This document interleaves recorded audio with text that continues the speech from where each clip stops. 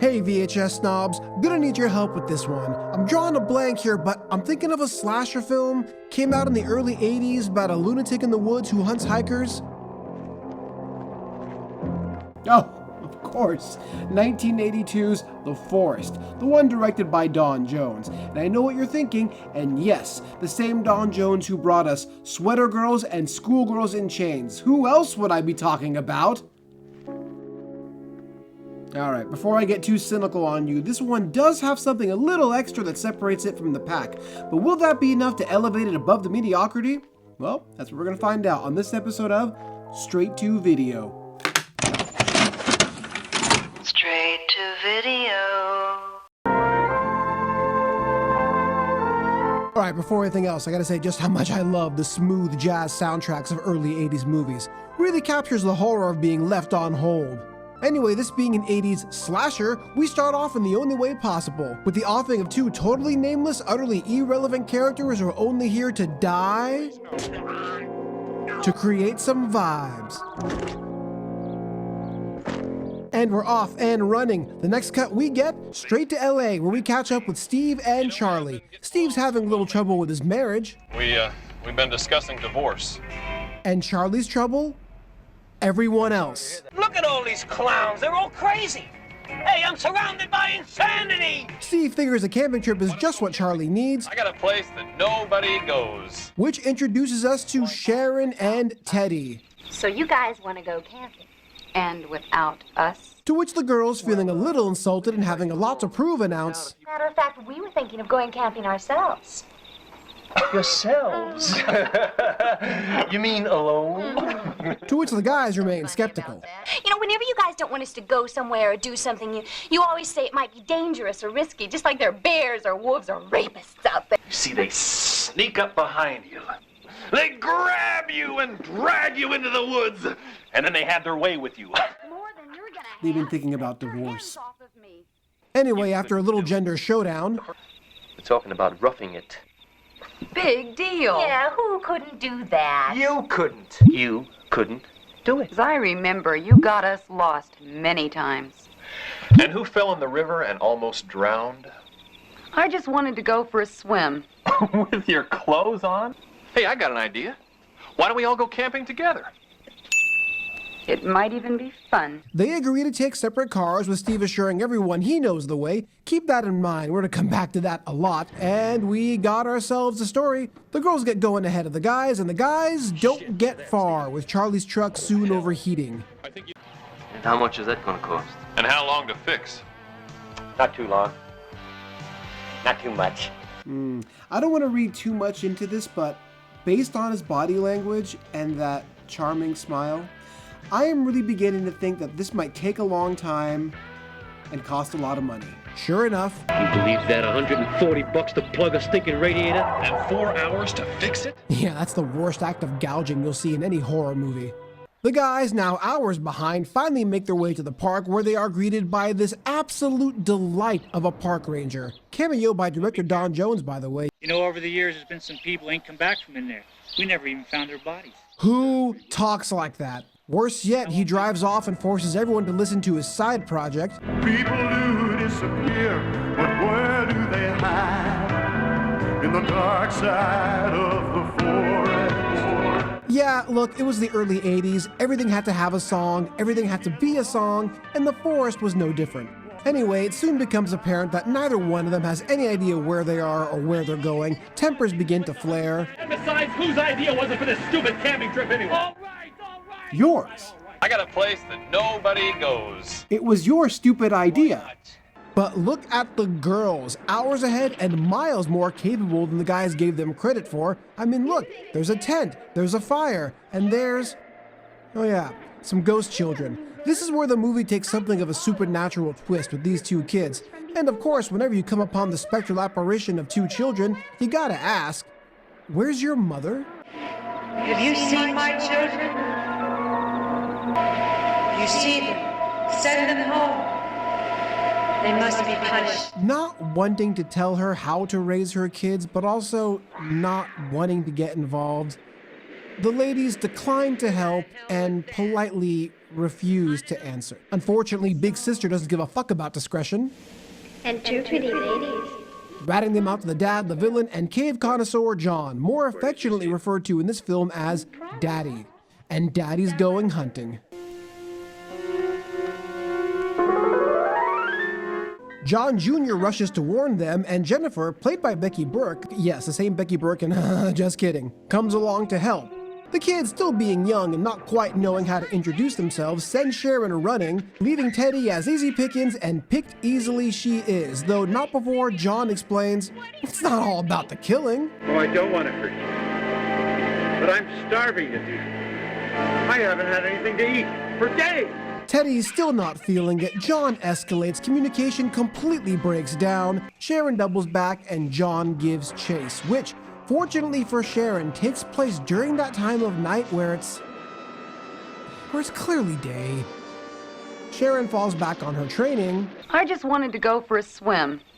With your clothes on? Saving her life. John gets his meal, and Sharon doesn't get a whole lot to do from here on out, but we'll come back to that in a minute.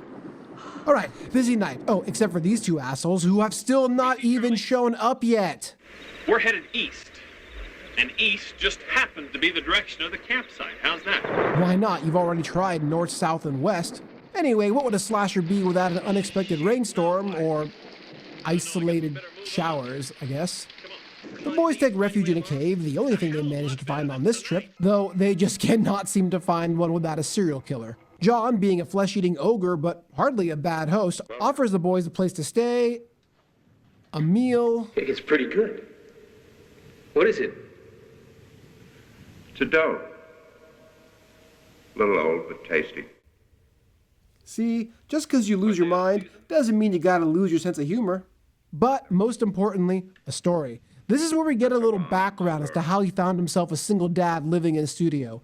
And it all began when he came home early from work one day. It seemed every time I came home there'd be somebody there. A salesman, a repairman. What kind of work? The white coat, no context kind. I have no idea what he's supposed to be. John discovers that his wife has not been entirely faithful to him or been entirely good to their children.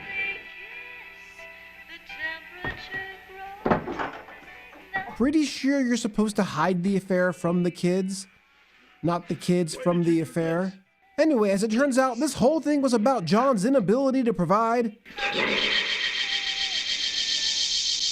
John figures now's a good time to work on their intimacy issues, though I don't think he quite gets how pleasure works. Nope, that's wrong. Now at this point, John could have possibly pled to something like voluntary manslaughter, but nah, straight to cannibalism.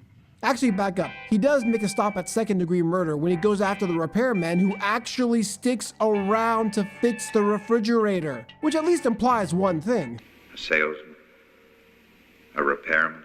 Yeah, they were there on legitimate business. John, now blind with rage and not about to pay this guy overtime, then proceeds to have the most tedious, least practical fight I have ever seen in any movie. I mean, they use everything. Look at this shit. A two-man saw, a hay fork, a bike. How was any of this better than just talking it out? In the end, it's a good old table saw that does the trick. With Mother and her lover now out of the picture, John leaves behind his sprawling estate, his lucrative career as a pharmacist, butcher, or whatever the fuck he does, and runs off with his children to who knows where. After that bedtime story and a refreshing stay in the cannibal cave, the boys set out bright and early and finally come across the campsite. Though Sharon and Teddy are nowhere to be found. Oh yeah, Sharon. Forgot about her. Because, like I said, she doesn't really have a whole lot to do at this point, largely because she spends most of the movie just being warned and led around by the kids, and the guys spend the rest of the movie just trying to find Sharon and Teddy. All the while, Daddy is hot on Sharon's trail, although the kids do provide Sharon a story of their own. How did you die? We killed ourselves. Killed yourselves? We were so unhappy. Living alone in the cave with Daddy. Then we got sick and didn't want to live anymore, so we died. I mean, I know living with Dad can be tough, but... The guys at this point are at a loss and decide to go back to the car, though I don't think that park ranger's gonna be much help. We never even found their bodies. Who goes and who stays? Well, obviously you gotta go. You're the only one that knows his way back to the car. No, he does not know his way anywhere, Charlie. Either way, Charlie stays behind and Steve gets going. Now, I know I've given Steve quite a bit of shit for not knowing his way around, but in fairness, he's also a complete and total fucking disaster. It isn't long before Steve slips on some rocks and breaks his leg, which at the very least means he can't get lost anymore. But it also means he can't really go anywhere. So now, really, no one has very much to do. Charlie stayed behind, Steve can't get around, and Sharon is mostly just led around. Really, the only one who's keeping this movie moving is John. Meanwhile, night falls on Charlie, and John returns to harvest the same hunting ground. What's the matter with you, man? Are you crazy? Crazy? Of course I am. We're all crazy. Look at all these clowns. They're all crazy. Hey, I'm surrounded by insanity. You know, it may have been tacked on at the very end, but I gotta say, that was kind of a nice callback. Charlie, enraged to discover that his meal was not in fact organic, grass-fed meat, has a showdown with John. John, not having his trusty table saw this time, has to go analog. And for a while, Charlie's doing pretty well for himself, especially with those smooth joystick moves. Though he unfortunately finds himself literally out of his element, to which John eventually gains the upper hand. I don't know, it was a night fight, maybe the sun kept getting in Charlie's eyes. Meanwhile, Sharon is still cruising on autopilot with her two spooky Sherpas who clue her into what's going on, and to which they are far too comfortable showing her, but also leads to and gives her a ride up to John. The kids, however, manage to save her life by leveraging every cannibal's weakness, a crippling fear of abandonment. If you have it, we'll go without you. We need it, Daddy. We'll leave you here all by yourself. Don't threaten your father that way. That frees Sharon from his clutches, though it doesn't do a whole lot for Steve, as John soon comes upon him right in the middle of knowing his way somewhere. They have a final showdown, but with his leg in that condition, it obviously isn't very much of one. I mean, he can't go back down up high kick the way Charlie can.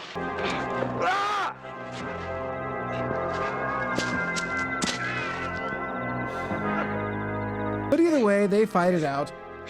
Now, it's a good thing we have this flicker effect and these quick POV cuts at the climax, because without them, we would never know. John doesn't even get a death scene. What kind of shit is that? And that's pretty much it. Steve and Sharon are reunited, the family all goes to their own separate rooms, and the credits roll. Now, ordinarily, this is where the story ends, and as far as the movie is concerned, it is. However, the real saga began after the camera stopped rolling, and I'll just let Don Jones explain it to you. I hope you enjoy The Forest. It was made for about $43,000, released into the rough cut, of which my house that I put a second on supplied the money, which eventually I lost the house, so this was not always a good thing to do. So I sold the movie, and he never paid me the money, so that's the way it goes sometimes. But eventually, you know, times pass and everything's okay. Hawk his house to make this film, man.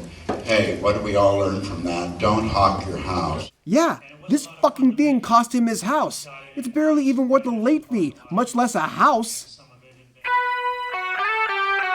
In the end, The Forest is a movie where there are no winners. Teddy's dead, Charlie's dead, both parents lose custody, Don Jones loses his house, the refrigerator never gets fixed, and the real villain goes unpunished. Anyway, that's The Forest. Not a whole lot to say, not a whole lot to see, but it is a competently made slasher, and it is pretty available should you want to check it out. Anyway, that's all I have for tonight. Until next time, remember, making movies is hard. Talking shit is easy. See you all soon.